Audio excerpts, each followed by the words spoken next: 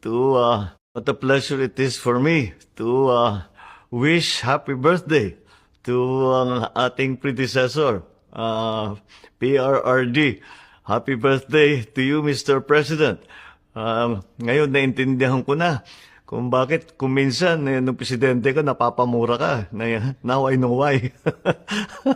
Pero huwag niyong inaalala, lahat ng magandang sinimulaan ninyo, we will continue to work on it. We will continue to make sure that those projects that you started will be successful. And I'm glad that I am able to continue the good work that you started.